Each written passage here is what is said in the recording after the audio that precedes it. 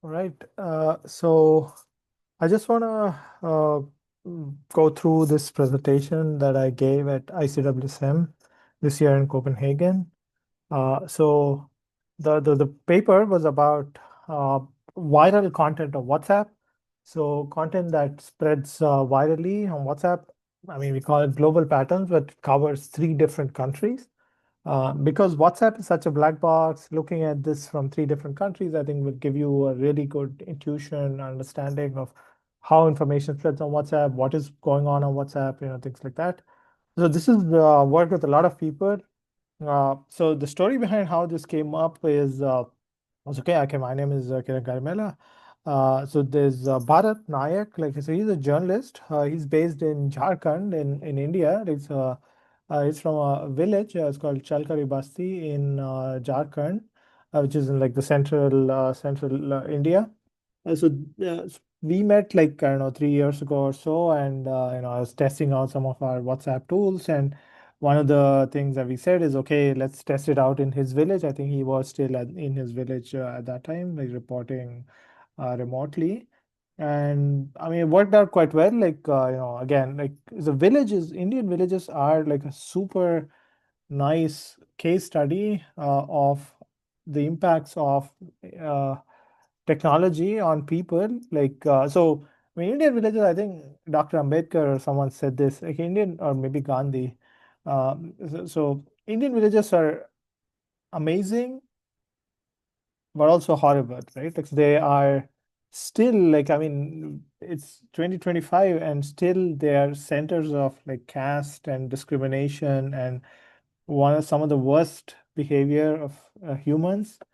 But there's also a miracle there that these things self-organize. There's very little uh, government or organization and things like that. And people still just get along and live the lives they live. And so because of geo and social media over the last 5, 6, 10 years or so, things have changed so much. So now people have these tools of power, right? Like so people have social media, they have WhatsApp, YouTube, Facebook, and so on. And it really, a lot of these inequalities and a lot of the worst behaviors of humans, which is like, okay, caste discrimination or religious biases, religious polarization, political polarization, all of these have now moved to these online spaces. Okay, so long story short, um, you know, so we did this work in 2023 or so with Bharat. Like, so he collected data from like around 40 of his fellow villagers, and we see really shocking and surprising findings of how much misinformation is there, how much hate speech is there that gets viral and things like that. And all these narratives are really, really surprising. First time we're looking at something like this. And then, okay, we submit that paper. So Aditya from Cornell, so he's an assistant professor at the information school there, also teamed up, and then we wrote a paper and submitted to ICWSM 2 years ago, maybe. Got rejected. Like, I mean, I really, this was one of the papers where this was a fresh look at WhatsApp in a context like India, especially rural India, which is also new for me. And I was really shocked and I was really surprised, and a lot of the discussion and things like that, like really talk about this, like, so what is happening here, why is it like this, what can we do about this. And I was really excited about it, about writing this, and about discussing this and thinking a lot about it, and obviously got rejected, like really bad reviews. So I really trashing the paper. I mean, probably good reviews, but uh, so that was a huge shock, like a huge disappointment.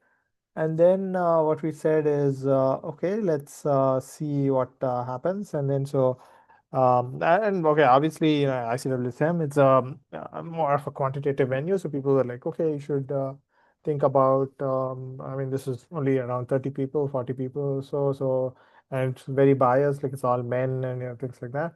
So what is happening there? People had questions about that. Then we said, okay, independently, I was working with Princessa. So she's a master student. She's based in Jakarta, Indonesia. And so I had recruited her.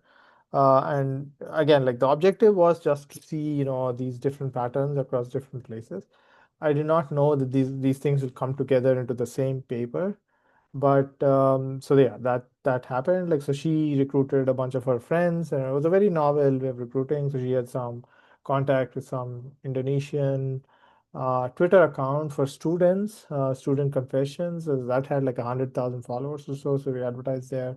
Got a lot of people, like hundreds of people signed up, and then around 70 or so participated in the data donation on WhatsApp. And so we got that data. Okay, so then we said, okay, let's include that. And then we submitted somewhere like CSCW or someplace. Again, got rejected, like really bad reviews. I mean, really trashing the paper again. And then, so this is already like 1.5 years in the making. And then I was doing something else independently with Yuan Jose. He's based in Colombia. So again, like with him, he's an economist. So I wanted to do some experiments with fact checking and things like that. We had some journalists from Colombia on board, and a lot of things. But anyway, so that long story short, again, like he collected like data from like 60 or so participants with convenience sample. So all of these did not come together easily, like, but over time, like this is over 2, 3 years, like, okay, so yeah, let's just take this from this paper, put it along with here, yeah, all of that kind of stuff. Like a lot of this had a manual component, like because I mean, all of these things, like, hey, annotating hate speech or misinformation, things like that, is not an easy thing. So yeah, so this paper is like, okay, it came together because of all of these different things, and this is like 3 years of work to get to this publication. I mean, I'm happy it got through, and like it's got published. But there's lots of story behind it, and lots of me being involved and leading and writing and reframing and putting all of these things together, editing and all of that stuff. So yeah, so that's the story behind all of this. Uh, so let me show you what we have here. So basically, this is like just a very short presentation, 5 slides or so, because at ICWSM we adjust these 5-minute presentations, which I like a lot. So what I tried to do in this presentation, so it was on the last day in one of the last sessions. So I said, okay, let me just try to make something which is fun and interesting. Partly it was, I think it worked, partly it did not work, but basically what I said is I just created a lot of imagery with generative AI, primarily just ChatGPT, GPT-4o, which is now can generate native images. It's very good native images and text and infographics, as you will see. So, and the problem with that is it's almost there, like 90% there, but there are some minor errors which are really hard to fix. I'll show you a few examples. So there might be these minor errors. Okay, so basically the motivation is, WhatsApp is so widely used but highly understudied. So the parallel that I have is, okay, there's the social media headquarters, and people are monitoring all of these other big social media, Twitter, Facebook, Reddit, and so on. The people ask, okay, how do we know how things are on WhatsApp? It's actually I don't know. I mean, it's really bad. This is my hypothesis: is that WhatsApp is just dumpster fire, and there's people fanning these flames with rumors, fake cures, selection news, and things like that. So that's my view of it, like of how things are on WhatsApp. And the objective of this paper is to try to understand, if this view is correct.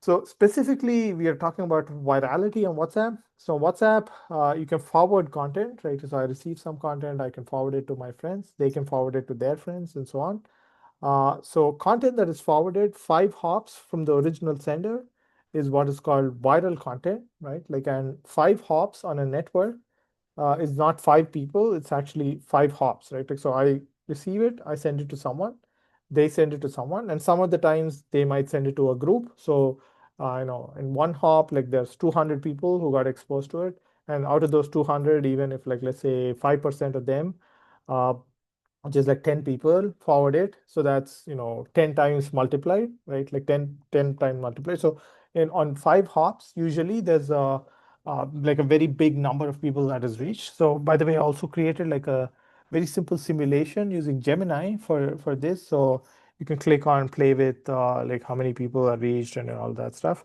I'll it's on my poster. I'll maybe link to it at the end of this video. So yeah, so the viral content on WhatsApp is content that potentially thousands of people have been exposed to.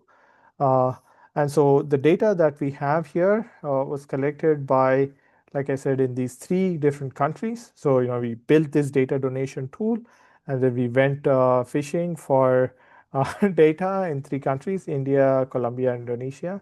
So, by the way, this is a wrong flag for Indonesia, probably for Colombia as well. This is, I think, a Ukraine flag.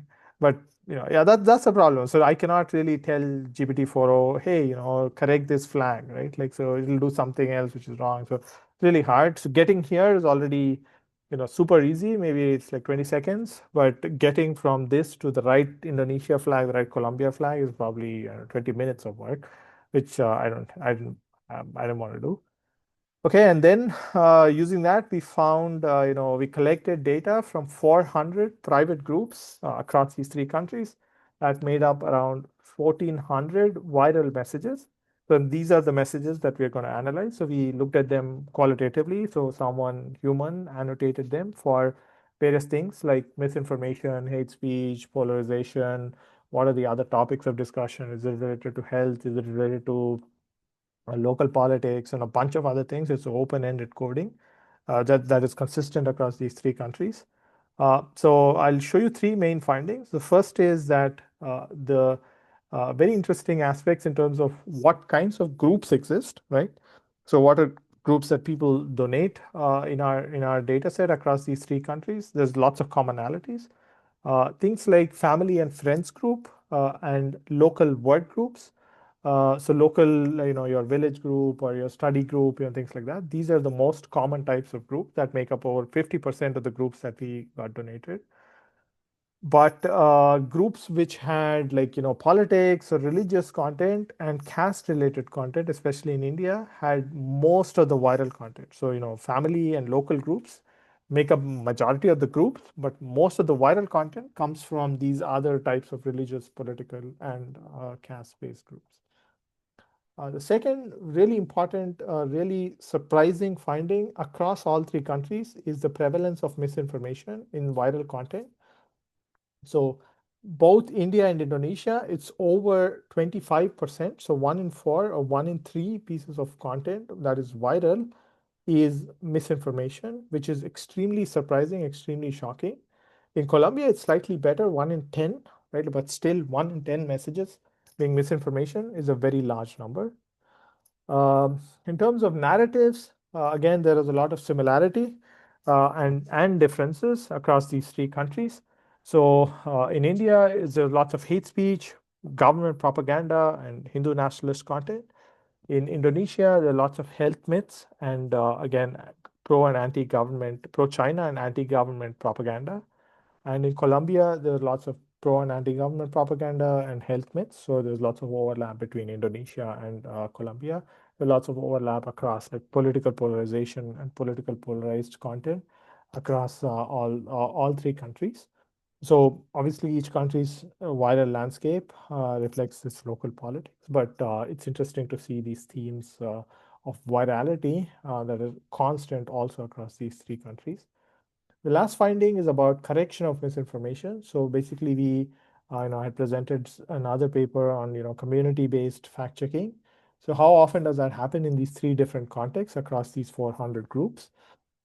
So surprisingly, it's almost non-existent, right? Like, and across all three countries, there's only a handful of cases where any sort of correction of misinformation happens publicly within the group.